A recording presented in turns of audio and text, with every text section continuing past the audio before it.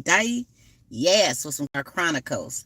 I just wanted to reach out, you guys. I got a situation somebody brought to me, and it made me really think about some things because it really could happen. You could be in this situation and have to make this decision.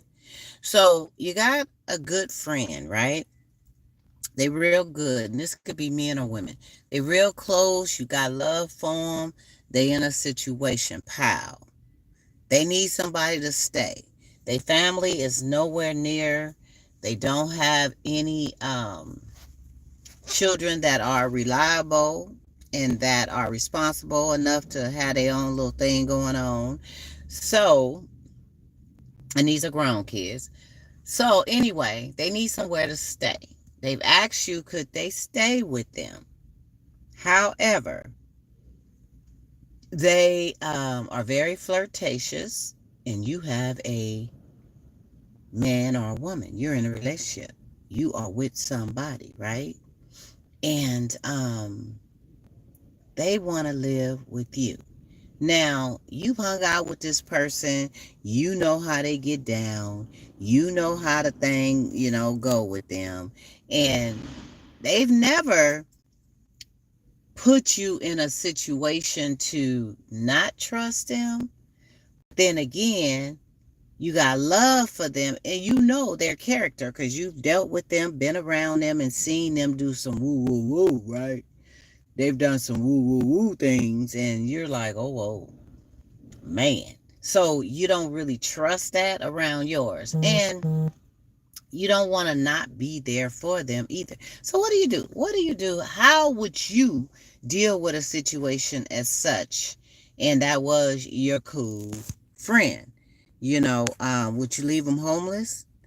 Would you give them some money to be able to stay in a room and board for a little while? Say, for instance, let them know it ain't cool to be over here with me and my thing. But I tell you what, I'll go head on and spot you for 2 weeks staying at Motel 6. I hope it ain't the Motel 6, but anyway, somewhere that's not too expensive, right? I'll go ahead on and spot you to be there for 2 weeks, and in 2 weeks you need to probably have your plan, or perhaps, you may suggest a shelter. Now, who wants to send their loved ones to a shelter? No one really. But sometimes there's good resources. Sometimes, hey, Cold Deep, what's happening? Welcome. How you doing? Um, Sometimes there's just opportunities for you. My name is Lady D, aka Donna Smith. I'm your hostess right now, talking about some grown folk live topics. Thank you for joining us today. Um, yeah, so you don't want to really put them in um a shelter, or tell them they need to go there. But you don't need to. What country am I from? Boy, bye. What are you asking me all these questions for? Come on now. I'm in the middle of a video. So anyway, excuse me, grown folks, but I'm just going to say, come on now, y'all. Let's enjoy the conversation, the grown folk talk. Let's get it. Let's get it, okay? I mean, you asking me my name, which is clearly up there, and what country am I from? Okay, you done made me freeze and thought. I don't even know where I'm from. So anyway, you up here and you got a situation. Your friend needs somewhere to stay. Now they are very flirty. They will pretty much push up on whoever they can. They single. They ain't got no boundaries. There was a situation that someone told me they were in where they let a lady friend stay with them. It was a lady. She let her girlfriend stay with her, and whenever her dude was around, her girl would walk around in little booty shorts and, you know, tight t-shirts with no bra on, that type of thing, going in and out of the kitchen or whatever so that she could be seen. And that was all bad. I mean, that's her house too. She was living there, but respectfully, you need to put your robe on, your pajamas on, your long john, something. You don't need to be running around, walking around. I don't care how comfortable you are. They have company. You have to respect one another. Company. That's just like dude walking around your your girlfriend, and he comes in, he got on biker shorts, or too tight shorts, and his chest is all out because he don't like to wear t-shirts, and he walking all around and you got company. I mean, come on now, y'all, we got to respect one another, right? We have got to respect one another. So therefore, um would you, knowing somebody get down like that, would you even let them stay with you knowing you have a partner? You have to consider your partner that lives with you. You have to consider, how many stories have you guys heard, and I'm serious, how many stories have you heard where folks have come home and have caught their girlfriend or guy friend, dude, boys, whatever they are, men call themselves with each other, uh, getting down with your person you with? How many stories have you heard? And a lot of times that's because they are close enough to you. You know how they say keep your friends close, but your enemies closer. They are close enough to you where they've gotten the game. They know the situation. They know that you ain't sleeping with that person on a regular basis because you told them so. They know that you cheating and you dealing with somebody else um on the side. They know all business, right? So they know you're not all the way in like you should be in a committed way. Excuse me, y'all, I'm trying to hold this. They know you're not all in a committed way like you should be, so that gives them a little edge. That gives them a little way to work their magic. So they work their magic on that other person on by them being vulnerable.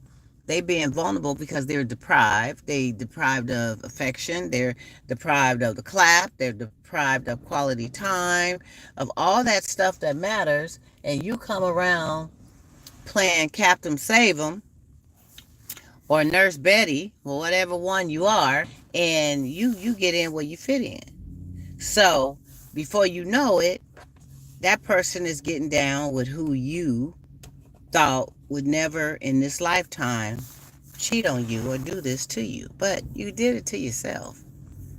You did it to yourself.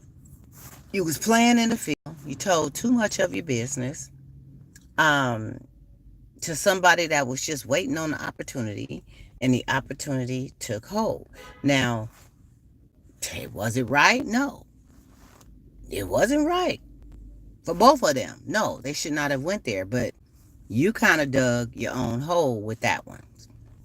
So, therefore, if you have a situation, back to the question at hand, where somebody is very flirtatious, you know their character, they are in a situation, they are homeless, they need somewhere to stay, you love them to death, they are your friend, you've been knowing each other since elementary, junior high, you both are now 50 plus years old, history, do you let them stay with you for a little while? Your money ain't that long, so you don't want to be putting them up in no hotel if you don't have to, but you could, but you really don't want to because, people can take advantage of that too. So what do? Do you just tell them they need to handle it? They need to come, go out there and call one of their kick-its? Somebody they sleeping with, somebody they dealing with, somebody. They gotta have somebody. They claim they ain't in no relationship. They claim they ain't got nobody that they with like that. They claim they just don't have nobody. And you really don't ever see them hanging out with nobody, but you ain't with them 24/7 either. So, what would you do? What would you do? Because I've seen situations where relationships end based on someone putting themselves in that situation, and then you turn out being insecure and jealous, and your mind get to playing tricks on you, and you scared to leave the house with leaving both of them there. So you telling your dude or your woman that they need to leave too when you leave, and they may not have nowhere to go when you leave because you don't want them home with such a, or you stop doing what you got to do because you want to be there with them so you can watch. I know a situation where somebody changed their work shift. Changed their work shift so they can be home on the days that the other person was off so they can just kind of see what was going on.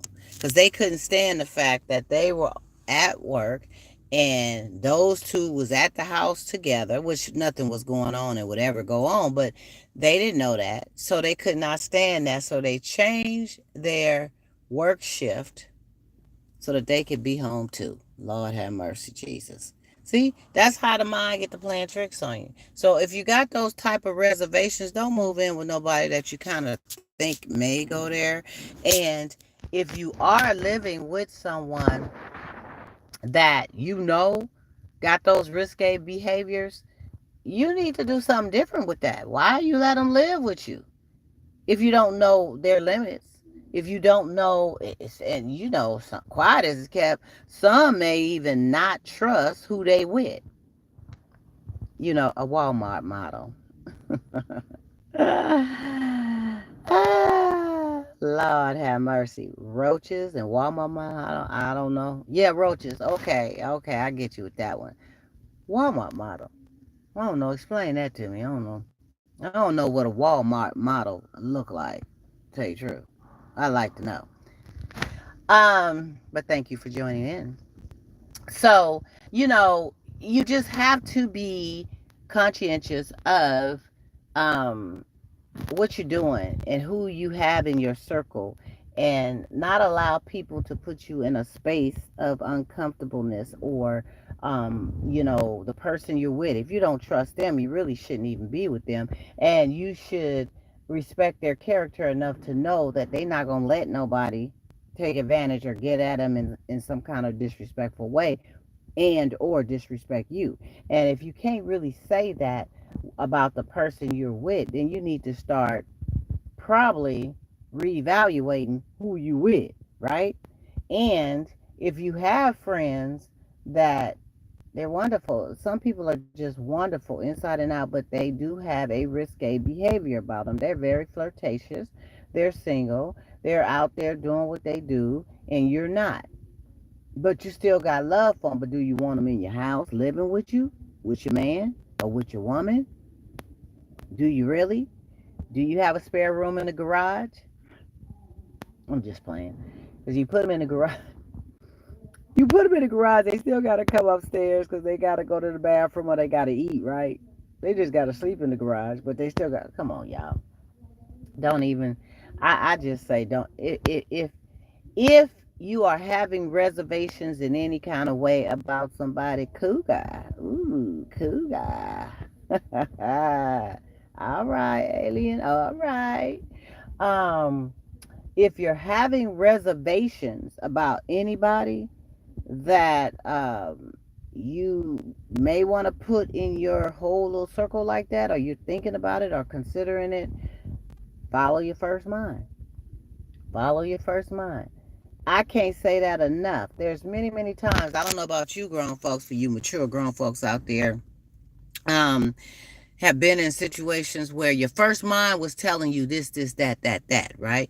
Your first mind was letting you know, without a doubt, don't do this. Don't do that, right? Then you turn around and you do it. And then the first thing you want to say is, I should have followed my first mind. My first mind told me that I should have whoom. And I just didn't listen to my conscience. I didn't listen to the messages that was spiritually being given to me. I just didn't listen. And now look at me. Now look at me. I'm in a situation, right? So you got to follow your first mind, okay? And I would say, I don't know about y'all, but if you know, I got love, I got close friends that I've been friends with forever, and I would definitely do what I could to be there for them. But I will say this: if it is a friend that is very flirtatious and have shown me that they don't have boundaries, but I do have love for them, but they don't have boundaries, I wouldn't feel comfortable with them living in the same house with me and my man. I mean, I just wouldn't. It would have to be a friend that I really wholeheartedly trust, that I didn't have those type of reservations with, and all of that stuff before I could even think in terms of being able to say, okay, it's a go. All right. But I'm going to follow my first thought, my first gut, and my first mind. So, with that being said, you guys, do what's best for you. All right. And we got to try to really have more insight in the circle of people that we allow in our space, our time, in our homes, in our lives, because it has a lot to say about character. And sometimes you can't always just go out there and blame the other. You have to look at the man or the woman in the mirror, because no one can do anything unless you allow or let them do it. If you allow or let them do it, guess what? They gonna do it. And guess what? It ain't nobody's fault but who?